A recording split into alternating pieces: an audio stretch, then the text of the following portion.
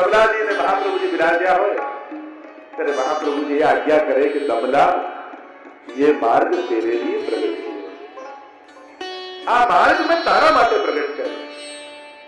અને દમલા એ કોઈ વ્યક્તિ કે કોઈ જીવનું નામ નથી. દમલા એ ભાવની અવસ્થાનું નામ.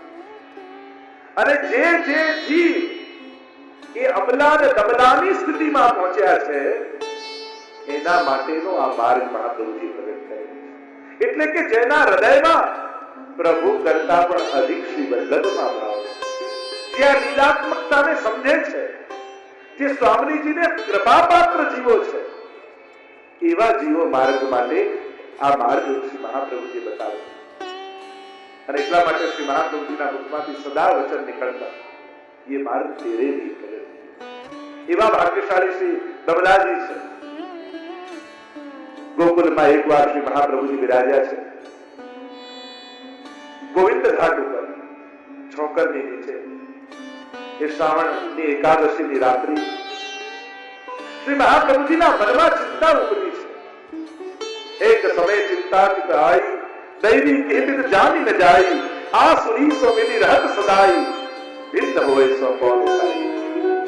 આ મારા દૈવી જીવો, આ લીલાના જીવો બધા જ સંસારમાં પડ્યા તો છે, ભૂતલ પર આવ્યા એની ચિંતા નથી, પણ સંસારી જનો સાથે રહી પોતાને પણ સંસારી માનવા લાગ્યા છે, પોતાના સ્વસ્વરૂપને ભૂલ્યા છે, એની મને ચિંતા છે.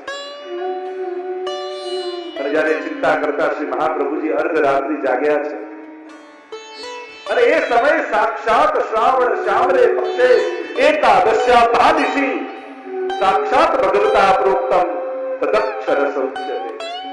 સાક્ષાત મધ્યરાત્રિએ ઠાકોરજી પ્રગટ થયા, મહાપ્રભુજીને વચન આપ્યા, હે શ્રી વલ્લભ, આપના દ્વારા જે જીવ મારા શરણે આવશે એનો નિશ્ચિત હું સ્વીકાર કરીશ.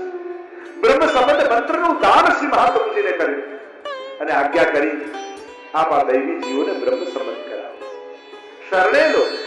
અને હું આપને વચન આપું છું, આપના દ્વારા જે જીવ શરણમાં આવશે એનો સહદોષ હું સ્વીકાર કરીશ, એના દોષો સામે ક્યારે નહીં જોઉં.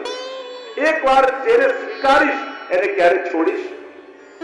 આપની કાનેથી જે કાંઈ ભોગ ધરશે એને ચોક્કસ હું આરોગીશ. અને આપ પુષ્ટાવીને જેના માથે મને પધરાવી દેશો ત્યાં હું સદાય પ્રગટ સ્વરૂપે બિરાજીશ. ચાર વચને ઠાકોરજી બંધાયા, બ્રહ્મ સંબંધ મંત્રનો ઉપદેશ આપ્યો છે. અને ત્યારે એ બ્રહ્મ સંબંધ મંત્રનું દાન શ્રી મહાપ્રભુજીને કરીને આજ્ઞા કરી, આપ સર્વ દૈવી જીવોને બ્રહ્મ સંબંધ કરાવો. મધુરાષ્ટકનું ગાન મહાપ્રભુજીએ કર્યું, પવિત્રા લઈને ઠાકોરજીના કંઠમાં ધરાવ્યા, મિશ્રી ભોગ આરોગાવ્યો છે. પ્રભુ પધાર્યા અને બાજુમાં દમલાજી પહોંચેલા છે.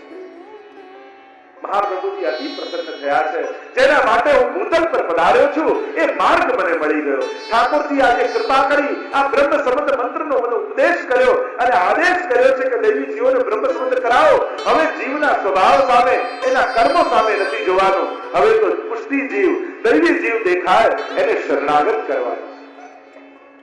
પ્રસન્ન થઈ પોતાના આનંદને અભિવ્યક્ત કરતા મહાપ્રભુજી દમલાજી કરે, દમલા જાત,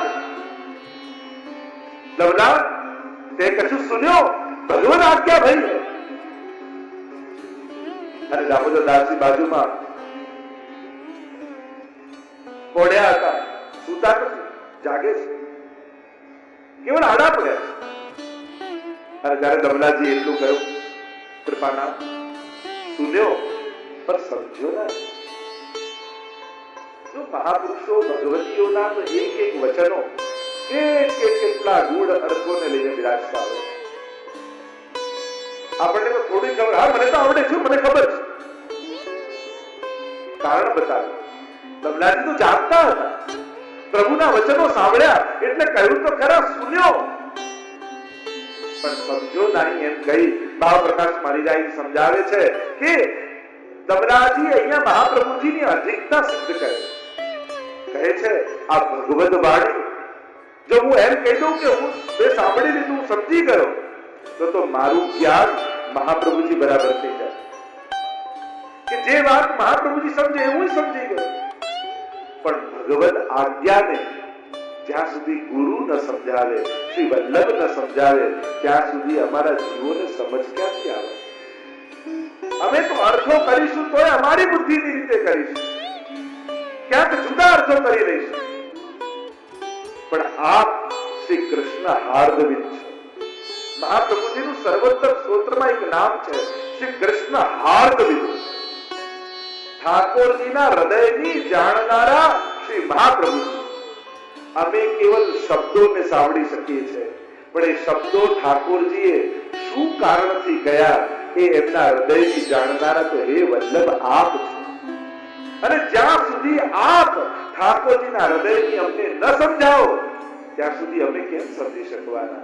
એટલે દમલાજીએ કહ્યું, સુન્યો પર સમજો ના. સમજ તો આપ આપો ત્યારે સમજ આવે, અમે કેવલ સાંભળી શકીએ. એક અર્થ એમ કર્યો કે મહાપ્રભુજી બરાબર જ્ઞાન ન થઈ જાય એટલે દીનતા બતાવે. કારણ કે આ માર્ગમાં બે વસ્તુ બહુ દુર્લભ છે, અને એ દુર્લભ બંને વાત શ્રી દમલાજી અહીંયા સમજાવી.